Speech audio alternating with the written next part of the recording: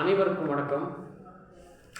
Gold medalist Hindi guides வழங்கும் கற்க கசடர நிகழ்ச்சிக்கு தங்களை வரவேற்பதில் பெருமகிழ்ச்சி அடைகின்றேன். सबको सादर प्रणाम. गोल्ड मेडलिस्ट हिंदी गाइड्स प्रस्तुति कर्क कसडर कार्यक्रम पर आप सबका हार्दिक स्वागत है. आज का कार्यक्रम शीर्षक है हिंदी साहित्य का इतिहास.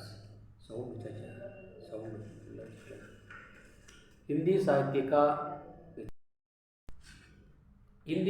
का इतिहास. पिछले एपिसोड में हमने काल विभाजन और पहला काल आदिकाल या वीरगाथा काल के बारे में हमने अध्ययन किया था.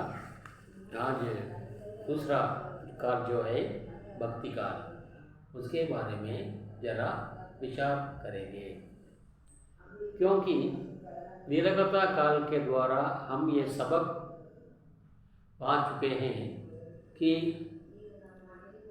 छोटे छोटे राजागण हमेशा लड़ते झगड़ते थे. इस कारण वहाँ पर समाज में शांति का अभाव था, शांति नहीं थी. समाज में प्रजा जो हैं वे शांति की प्रतीक्षा में थे.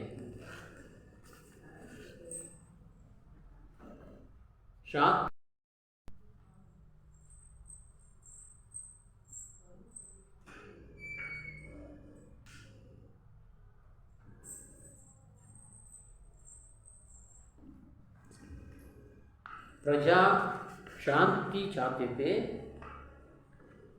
बराबर युद्ध का होने से लोगों की शांति जाती थी. इसलिए लोग ये चाहते थे कि कब शांति कायम होगी, युद्ध कब बंद होगा और जब हम शांति से श्वास ले सकें. ये इसकी प्रतीक्षा में लोग थे. उस समय लोगों ने ये सोचा कि इस प्रकार की जो का नाश जो हो रहा है युद्ध के कारण, उसको कैसे रोकें और समाज में शत्रुता खत्म करके भाईचारे का भाव पैदा करें. इसके लिए क्या करें? इसके लिए कोई न कोई चीज़ की ज़रूरत है. वो क्या है? किसके कारण, किसके आधार पर, किसके बल पर इस नाशकारी प्रवृत्तियों का दमन कर सके, ऐसा लोग प्रजा सोचने पर मजबूर हो गए.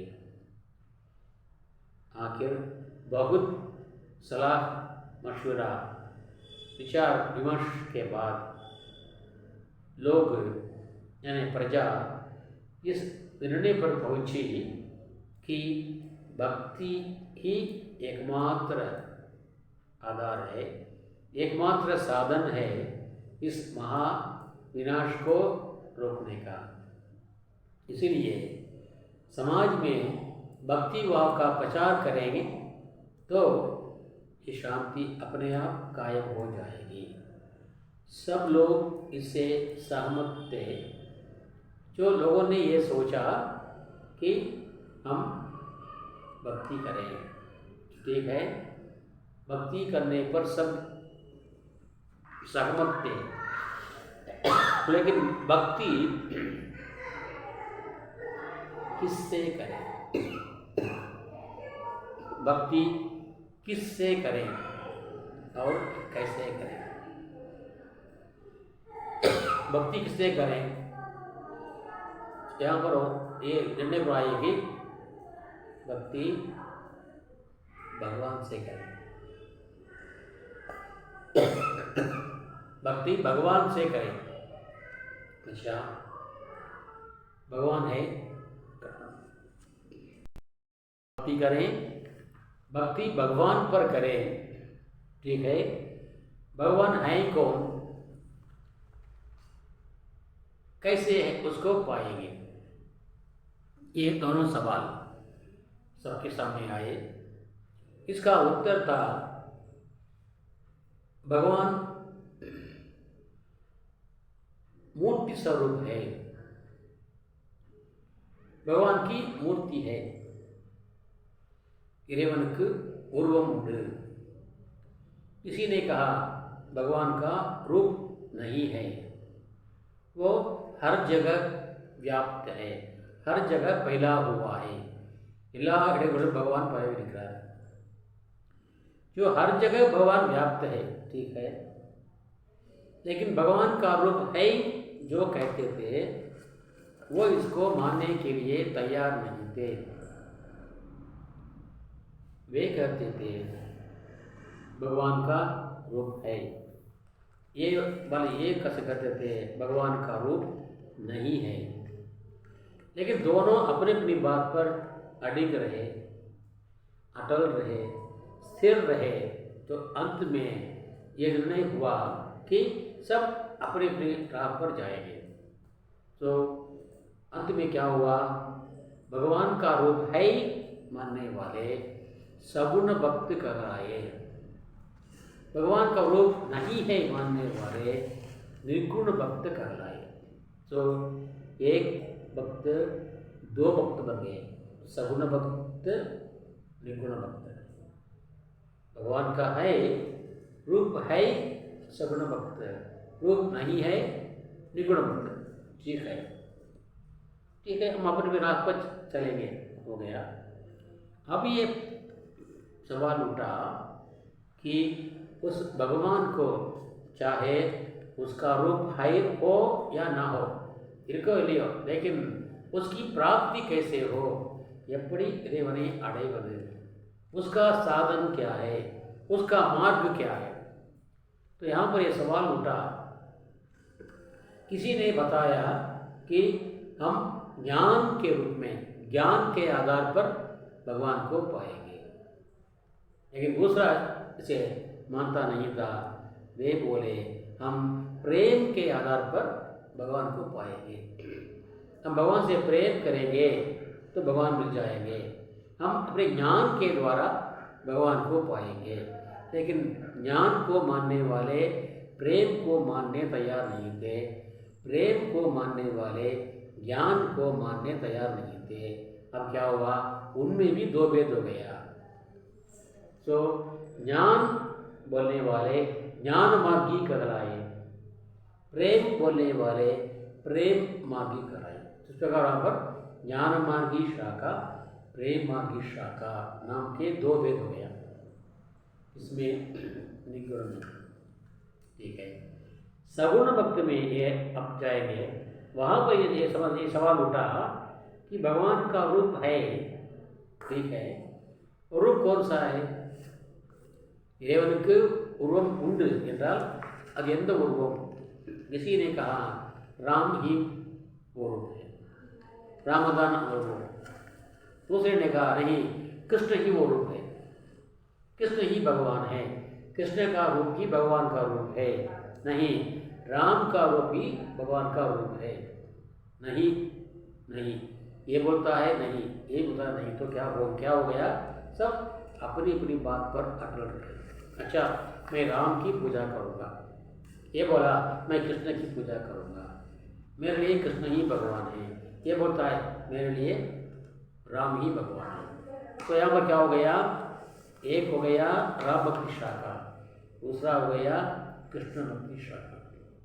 यहाँ भी दो हो गया और वहाँ भी दो हो गया, एक क्या हो गया, चार बढ़ गया। भक्ति था सगुण भक्ति, निगुण भक्ति। अब क्या होगा, ज्ञान भक्ति शाखा, प्रेम भक्ति शाखा, एक चार हो गया। ठीक है, एक पार्टी जब चार पार्टी बन गई तो हर पार्टी का लीडर चाहिए ना, नेता चाहिए ना, देगा। सो प्रेम मार्गी शाखा और ज्ञान भक्ति शाखा, राम भक्ति शाखा, कृष्ण भक्ति शाखा। राम भक्ति शाखा के प्रधान कवि बने, लीडर बने तुलसीदास। कृष्णपक्ष शाखा के लीडर बने सूरदास। वहाँ ज्ञान मार्ग की शाखा के लीडर बने कबीरदास। प्रेम मार्ग शाखा के लीडर बने मल्लिक मोहम्मद जायसी। इस प्रकार तुलसीदास, सूरदास, कबीरदास और मल्लिक मोहम्मद जायसी इन चारों दलों के अध्यक्ष लीडर बन गए। उनके पीछे बहुत सारे कवि चले गए। तुलसीदास के पीछे बहुत सारे कवि चले गए। वे तुलसीदास राम के बारे में, राम की स्तुति में, राम की प्रशंसा में रचनाएं करने लगे। और यह पर सूरदास के पीछे बहुत सारे कवि गए। वे कृष्ण के बारे में रचनाएं करने लगे। उनमें से कुछ एक दल बना उन्होंने कहाँ कृष्ण शाखा में। वहाँ पर 8 कवियों का एक ग्रुप बना। उस ग्रुप कहते हैं अष्टचाप कवि। उस अष्टचाप कवि के नेता थे, प्रधान थे महात्मा सूरदास। और यहाँ पर ज्ञान मार्ग की शाखा ज्ञान के रूप में आधार पर कहता है लिखने लगे। किसके अध्यक्षता में? कबीरदास की अध्यक्षता में। तो वहाँ एक बड़ी भारी एक कवियों का एक मंडल पैदा हुआ। और यहाँ पर प्रेम मार्गी मल्लिक मोहम्मद जायसी के नेतृत्व में एक दल उत्पन्न हुआ। इस प्रकार चारों दलों के लोग अपनी अपनी इच्छा पर अपनी अपनी बात को पुष्ट करने के लिए, बलवान बनाने के लिए रचनाएं करने लगे। इससे क्या हुआ? जैसे कि वीरगाथा काल में एक ही रस प्रधान था, तो इसलिए वहाँ पर क्या हुआ? एक ही प्रकार की रचनाएं हिंदी साहित्य को मिली। लेकिन यहाँ पर भक्ति काल में 1, 2 बन गया, 2, 4 बन गया, तो 4 प्रकार की बहुत सी रचनाएं हिंदी साहित्य को मिली। इस कारण हिंदी साहित्य का स्वर्ण युग कहलाया। भक्ति काल हिंदी साहित्य का स्वर्ण युग, गोल्डन एज कहलाया, क्योंकि इतनी बड़ी मात्रा में रचनाएं और किसी अन्य काल में नहीं हो पाई। इसलिए इस काल का नाम पड़ा भक्ति काल। हिंदी साहित्य का स्वर्ण युग है, गोल्डन पीरियड, गोल्डन एज ऐसा कहलाया। ठीक है, अब हम क्या करेंगे कि तुलसीदास ने क्या क्या लिखा। तुलसीदास ने आपको मालूम है, तुलसीदास ने एक लिखा, बहुत बड़ा ग्रंथ लिखा, उसका नाम है रामचरितमानस। उसको संक्षेप में क्या कहते हैं? तुलसी रामायण कहते हैं। वो तुलसी रामायण, उसका नाम रखा रामचरितमानस। नाम क्या है? रामचरितमानस। राम का चरित्र, राम की कहानी जो है वो भारतवासियों का मन है। मानस ना मन है, इसलिए उसका नाम रखा मानस। तो हर आदमी के दिल में, हर भारतवासी के दिल में राम का आदर्श दिल में बसे रहना चाहिए। आपने सुना होगा हनुमान के बारे में। किसी ने कहा, क्या तुम राम के भक्त हो? क्योंकि बार बार बोला करते श्री राम, श्री राम, जय श्री राम, जय श्री राम बोला करते थे हनुमान, है ना। तो किसी ने पूछा, ऐसा बात कर रहे हो? अच्छा, बार बार तुम जय श्री राम बोल रहे हो, जय श्री राम तुम्हारे अंदर कहाँ है? पुनः लिख रहा। तो तुरंत हनुमान बोले, मेरे हृदय में है। राम और सीता मेरे कहाँ है? मेरे हृदय में है, इन हार्ट में, हार्ट। तो दिखाओ, काट पागला। तो उसने क्या किया? अपना चीर कर दिखाया। तो दिखाए वहाँ पर राम और सीता बसे थे। इस प्रकार राम और सीता हनुमान के दिल में बसे रहे।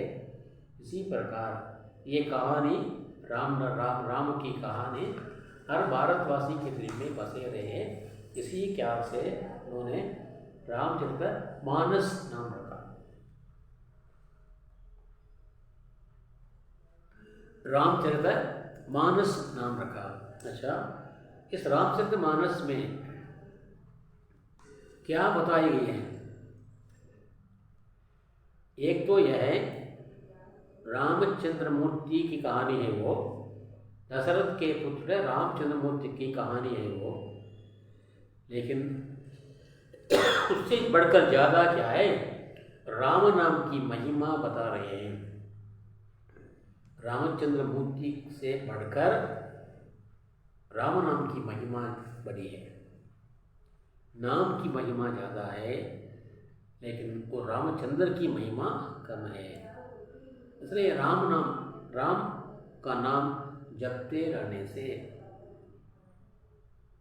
नहीं रामचंद्र के नहीं, राम नाम जपते रहने से हम दुखों से आज़ादी पा सकेंगे। जैसे हमने पढ़ा है, तुलसी रा के कहते ही निकसत पाप पहार, फिर भीतर आवत नहीं देत मकार किवार। हमने पढ़ा है रा के कहते ही, रा एक சொல்லுகிற பொழுது हमारा मुख खुलता है रा, तो अंदर का सारा पाप बाहर निकलता है। इम करने पर, इम सुनने का वोट बंद होते हैं, वायुमोड़ी, तो बाहर जो गया पाप वो अंदर नहीं आएगा। तो बराबर राम राम राम राम बोलते रहने से पाप बाहर जाता रहेगा, वो अंदर नहीं आएगा। தொடர்ந்து ராமா ராமா ராமா ராமா சொல்லிக்கொண்டே இருந்தால் பாவங்கள் வெளியே போன பாவம் மீண்டும் வெளியே உள்ளுக்குள்ளே வராது। इसलिए यहाँ पर राम नाम की महिमा जताई तुलसीदास ने, क्योंकि रामचंद्र मूर्ति से बढ़कर श्रेष्ठ है राम नाम। एक पहला है। दूसरा आदर्श उनका है, क्या आदर्श है? रामचंद्र मूर्ति के राम कहानी के द्वारा समाज में समन्वय भावना उन्हें स्थापित किया। क्या समन्वय भावना है? एकता स्थापित किया, सभी लोगों को एक सूत्र में बांधा। कैसे? वो तमिल में कंबर रामायण है, ये तुलसी का रामायण जो है हिंदी में लिखा हुआ है। उसके पहले वाल्मीकि ने संस्कृत में रामायण लिखी थी, उसके बाद तुलसीदास ने रामचरित मानस लिखा था, उसके बाद तमिल में कंबर ने कंबर रामायण लिखा था। उसमें तुलसीदास जी लिखते हैं, सारे कंबर लिखते हैं, जब राम रावण युद्ध खत्म हो गया, रावण मारा गया, तो उसका भाई विभीषण आकर के राम के पैरों पर पड़ता है और काल वणंगना। तो राम कहते हैं उसको, तुम मेरे भाई हो, कहकर उसका आलिंगन कर लेते और कड़वी कुड़गरा, तुम मेरे भाई हो। तो उस समय कंबर लिखते हैं, अनबुल्ल भुवनोडुम ऐवरानुम। राम कहते हैं, क्या कहते हैं? तंबी भाई विभीषण, अनबुल्ल भुवनोडुम ऐवरानुम। पहले पहल हम 4 भाई हैं, राम लक्ष्मण भरत शत्रुघ्न, 4 भाई हैं। जब हम वनवास के लिए निकले तो गंगा पार करना था, तो गंगा पार करने के लिए जो सहायक बना वो है, उसी ने हमको अपने नाव के द्वारा गंगा पार कराया। तो उसने प्यार से हमें अपना पिता बड़ा भाई मान लिया। तो मैंने कहा उसे, तुम मेरे भाई हो। सो अनबुल्ल भुवनोडुम ऐवरानुम। सो 4 भाई और एक और जो जुड़ गया, कौन है? वो है। उसके बाद उसके साथ कौन मिला? उसके बाद कौन मिला? ऋषिमुख पर्वत पर जब राम गए तो वहाँ सुग्रीव से मिले। सुग्रीव उसकी सेवा करने तैयार था, वो भी उसके पैरों पड़ा। उसने कहा, आप मुझे अपना भाई मानिए। तो सुग्रीव को ने भाई संबोधित किया। तो सुग्रीव के साथ अब क्या कितने हुए? 6 हो गए। एक तो राम, लक्ष्मण, भरत, शत्रुघ्न, गुह और सुग्रीव 6 हो गए। आज इंद्र उन्नोड के साथ होंगे 7 ராம் என்று अण्णल சொல்ல विभीषणन अடிபணிந்தார்। अच्छा, यहाँ पर मैं इस घटना का उल्लेख क्यों कर रहा हूँ? तो इसका रहस्य है, मैंने अभी कहा था समन्वय भावना मतलब क्या है? सभी को एक करना, ये उनका एम था, उद्देश्य था। किसका? तुलसीदास का। अच्छा, ये राम, लक्ष्मण, भरत, शत्रुघ्न ये चारों कौन है? राजकुमार हैं, क्षत्रिय हैं। अच्छा, ये गुह कौन रहे? वो शेड्यूल्ड ट्राइब है, वो जंगली जाति का है। अंग्रेजी में क्या बोलते हैं उसको? शेड्यूल्ड ट्राइब कहते हैं। वो जंगली जाति का है। जंगली जाति का जो है उसको ये भी कर दे कि वो रिच जाति का है, लेकिन उसको राम ने क्या किया? अपना भाई बनाया। तो यहाँ पर जाति भेद खत्म हो गया। तो उसके बाद तीसरा आदमी कौन है? दूसरा आदमी कौन है? दूसरा भाई कौन है? सुग्रीव है। सुग्रीव कौन है? वो वानर जाति का है, यानी बंदर जाति का है।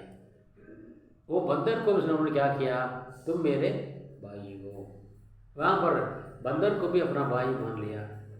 और उसके बाद अंत में विभीषण कौन है? राक्षस जाति का है। तो उसको भी उन्होंने क्या किया? अपना भाई मान लिया। तो यहाँ पर क्या है? यहाँ पर ऊंच नीच का भेद, जाति पाति का भेद, बड़े और छोटे का भेद इसमें नहीं रहा, और राम ने ऐसा नहीं माना। इसलिए ये आदर्श रामचरित्र को जो पढ़ने वाले हैं, जो पढ़ेंगे भविष्य में, उनमें भी ये भावना आ जाएगी। मतलब समाज में जाति के नाम पर, धर्म के नाम पर, हैसियत के नाम पर अगस्त्य पेराल है, क्योंकि ये साधारण नाविक है, वो बड़े महाराजा है ना। ये फर्क जो है वो नहीं रहेगी, सब एक हो जाएंगे। यहाँ पर समाज में इनको देखा देखी, समाज में कोई भी जाति के नाम पर, धर्म के नाम पर, हैसियत के नाम पर, अमीर गरीब के नाम पर, छोटे बड़े के नाम पर नहीं लड़ेगा। सब कैसे रहेंगे? एक साथ रहेंगे, मिलजुल कर रहेंगे। तो वहाँ पे किसी प्रकार का वो झगड़ा या लड़ाई वहाँ नहीं होगी, समाज में शांति होगी। ये काम कौन करने वाला है? ये ग्रंथ, कौन सा ग्रंथ है? रामचरितमानस। इसलिए एक प्रकार से भक्ति है, दूसरे प्रकार से राम नाम की महिमा है, और तीसरा क्या है?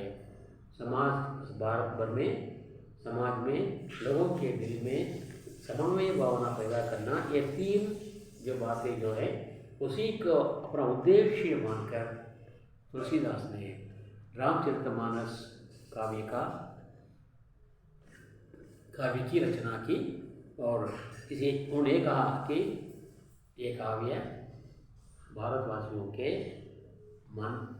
का मन है, मानस है, इसलिए राम रखा रामचरितमानस। कंवर ने भी क्या नामकरण किया? कंब रामायणम। तो रामायण, रावण प्लस आयनम, रामायणम। आयनम का मतलब है कहानी। उन्होंने रामायण कहानी नाम दिया, लेकिन उन्होंने क्या किया? रामचरितमानस है, भारतवासियों का मानस है। अच्छा, तो उसमें सिर्फ कौन सी भाषा में लिखी थी? हिंदी है, लेकिन हिंदी का अलग अलग क्षेत्र अलग है। इनका क्षेत्र है अवध, अयोध्या, लेकिन वहाँ पर पृथ्वीराज रासो का वो क्षेत्र कौन सा है? दिल्ली। तो वहाँ पर कौन सी भाषा प्रचलित थी उस समय? अपभ्रंश मिश्रित हिंदी। लेकिन इसमें रामचरितमानस में उन्होंने ज़्यादा से ज़्यादा अवधि भाषा का प्रयोग किया है। वीरगाथा काल में अपभ्रंश मिश्रित हिंदी और भक्ति काल में तुलसीदास की रचनाओं में अवधि भाषा और कभी कभी कुछ स्थानों में ब्रज भाषा का भी उन्होंने प्रयोग किया है। उन्होंने और लिखा राम सस्तई, पार्वती मंगल, इस प्रकार बहुत सारे ग्रंथ उन्होंने लिखे हैं। फिर भी ये मानस ही उनके कीर्ति का आधार स्तंभ है और इसके द्वारा उनकी कीर्ति आगे बढ़ी और उन्होंने सारे भारत में इस साहित्य के द्वारा हिंदी साहित्य को ऊंचा उठाया और राम भक्ति का प्रचार किया। टाइम कितना हुआ? राम भक्ति का प्रचार किया। 40। तो यहाँ पर पहला हमने क्या किया? 26 मिनट आप गलत बताएंगे। यहाँ पर रामचरित से ज़्यादा महत्व क्या है? किसके लिए है? राम नाम के लिए है। वो राम नाम की महिमा ज़्यादा है। रामचंद्र के नाम के अलावा राम नाम की महिमा ज़्यादा है। इसलिए राम राम राम राम बोलने से हमारा पाप मिट जाएगा।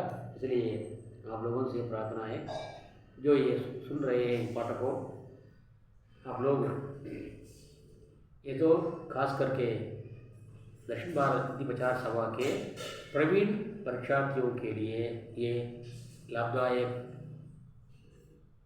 स्तंभ है। इसको ध्यान से पढ़िएगा और जो विद्यार्थी नहीं हैं वो भी इसको ध्यान से सुनिएगा और ये समझ लीजिए कि तुलसीदास का उद्देश्य क्या है। तुलसीदास ने इस रामायण रामचरितमानस के द्वारा हमारे लिए कौन कौन सी बातें दी हैं, कौन कौन से उद्देश्य की ओर हमें वे ले चले हैं, इसके बारे में आप जानकारी प्राप्त करिए। और भक्ति काल में जब चारों भाग है ना, ये पहला भाग है राम भक्ति शाखा, उसके बाद और तीनों शाखाएँ हैं। दूसरा क्या है? कृष्ण भक्ति शाखा, और तीसरा क्या है? ज्ञान मार्ग शाखा, और चौथा क्या है? प्रेम मार्ग शाखा। इस एक के बारे में हम अगले एपिसोड में हम विचार विमर्श करेंगे। एक साथ आपको मैं बताऊँ तो आपके लिए बहुत बड़ा बोझ लोड हो जाएगा, बोझ बन जाएगा। इसलिए मैं इसके साथ अपना ये भाषण समाप्त करता हूँ और ये सौभाग्य आपने मुझे प्रदान किया है, उसके लिए अत्यंत आभारी हूँ। இந்த தலைப்பு இன்னும் தொடர்கிறது. இன்னும் 3 பகுதிகள் உண்டு. கிருஷ்ண பக்தி சாக்கா, ஞான மார்க்க சாக்கா, பிரேம் மார்க்க சாக்கா. இந்த பக்தி கால் 4 பிரிவாக பிரிக்கப்பட்டிருந்தாலும் இந்த முதல் பிரிவு நான் நிறைவு செய்திருக்கிறேன். அடுத்த 3 பிரிவுகளை இனி அடுத்து வருகின்ற நிகழ்வுகளிலே நான் தங்களோடு பகிர்ந்து கொள்ள விரும்புகின்றேன். அது வரைக்கும் अगले मुझे बड़े होंगे अंगड़ी आप सुंदर नंदी वनकम। इसके साथ मैं अपना ये भाषण समाप्त करता हूँ और कल एक नए जो दूसरा है तुलसीदास की कृष्ण शाखा शुरू करने से पहले आपसे विदा लेता हूँ। मैं हूँ आप सुंदर राजन। फिर धन्यवाद। जय हिंद।